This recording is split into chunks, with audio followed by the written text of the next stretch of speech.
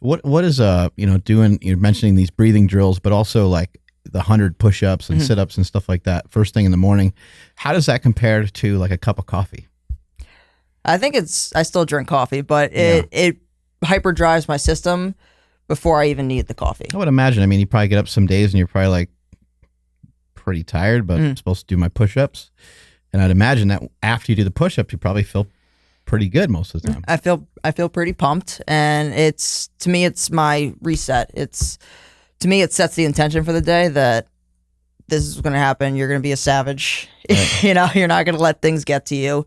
You're not going to always, Jason Redman, who, is a dear friend of mine, he says, I don't have bad days. I just have good days and great days.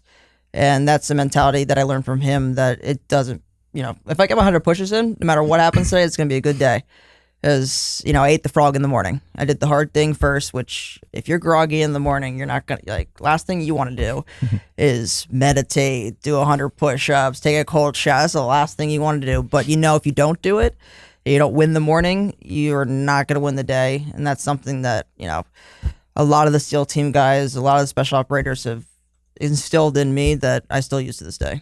It's really easy to let a lot of negative self-talk creep in, because if you got these push-ups and breathing and different things that you're supposed to do, it's easy to say, oh, well, I only have 30 minutes to get to where I'm supposed to go, and just tend to talk yourself out of it. How do you avoid negative self-talk? I think the biggest thing is that there's always negative self-talk, right? It's just a part of life. It's a part of human nature. But for me, I had a time period in my life where I let it affect me. And don't get me wrong, my life has been nothing close to perfect. I've had my shit.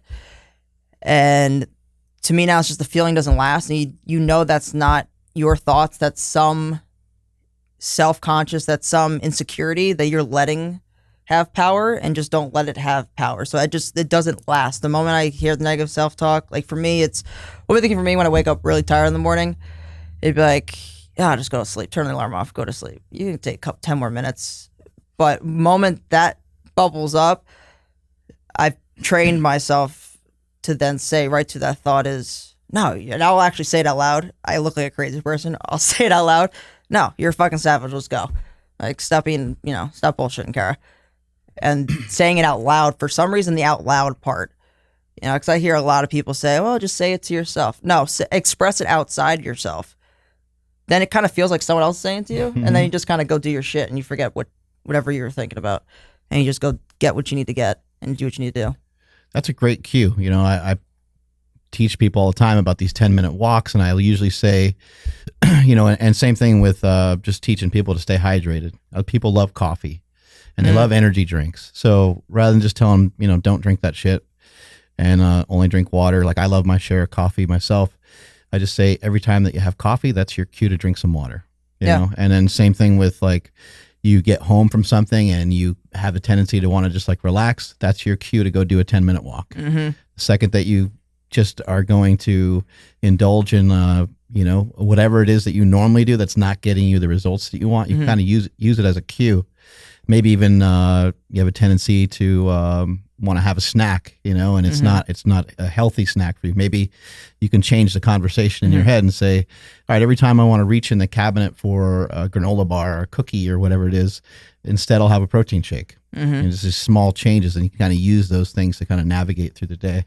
I haven't heard anybody talk about saying it out loud, but that's pretty good. Yeah, it's one trick that I think I developed over time because, again, I'm a little bit crazy.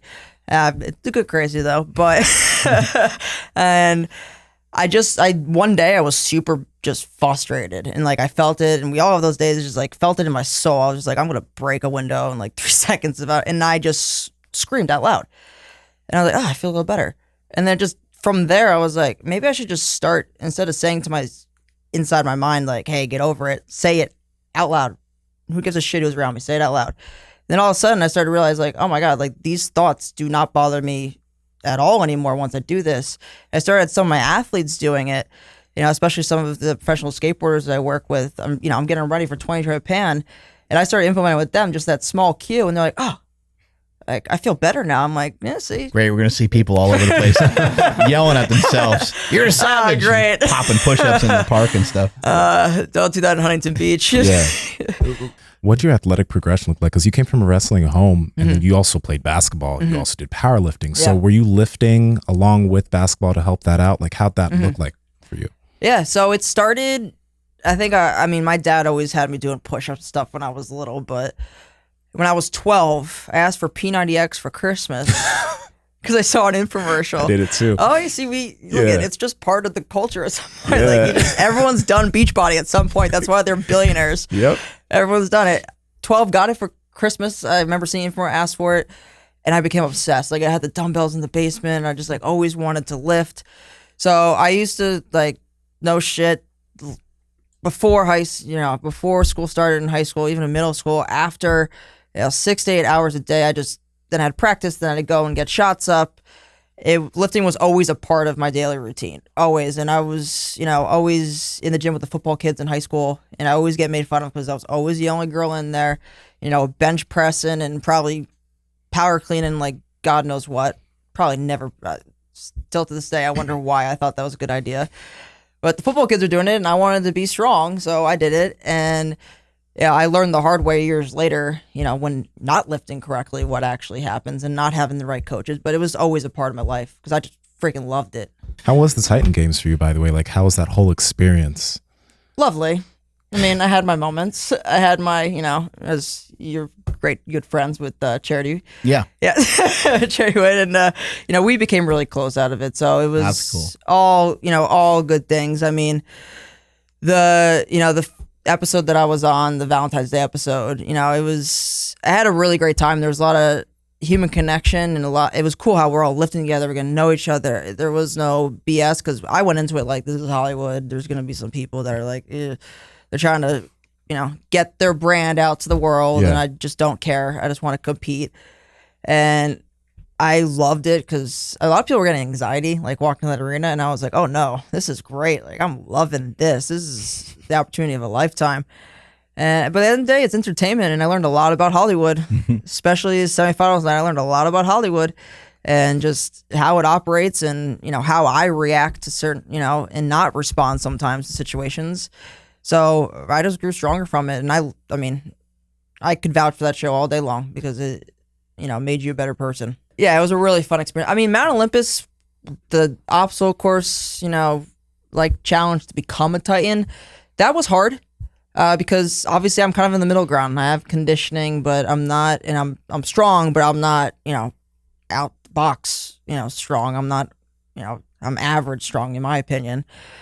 So to me, Mount Olympus was challenging hard in the way that there were so many different dynamics. Like that ball, like I thought I was going to be able to drag that a lot faster than I really did. But then you're so tired, you got to the ball, I was like, oh, okay, well, it's not as easy as other people made it look. Yeah, Charity looked like she could smoke a cigarette while she was doing it. Yeah.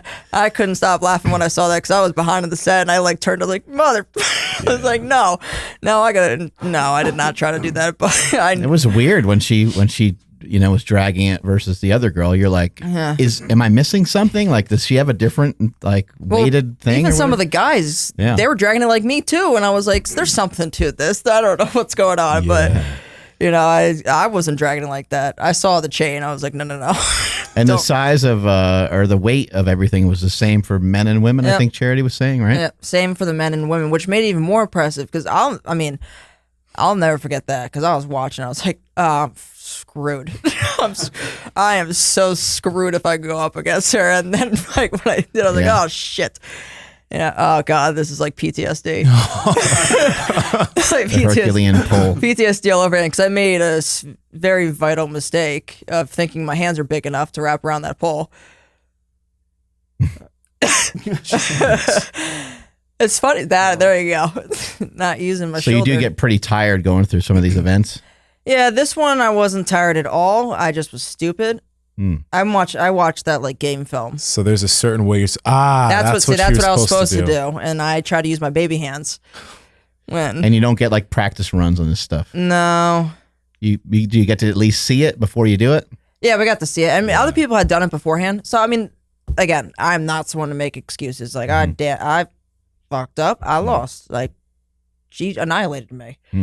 And that's the mistake I made. And at least I have good friends, and they sent me that night to make me not be so hypercritical. Because I was watching it like Game 5. I was like, what are you doing? Why did you think that was okay? Like, what the hell? Like, it was crazy. And they sent me, most people won't know this reference, but if you ever watch SNL, you've watched Kristen Wiig's Baby Hands.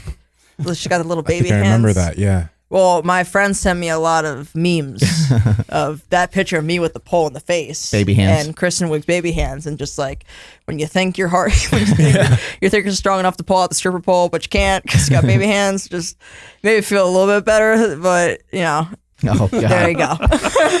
There you go. Sorry. So about I that. got so those are those are the memes I got of me with the big Herculean pole of my hands, and I couldn't stop laughing because that's legit what I looked like. Because why I thought it was okay to switch to that grip, I don't know, but I did, and that's what happens. And it didn't work. You get crushed, and you deserve it.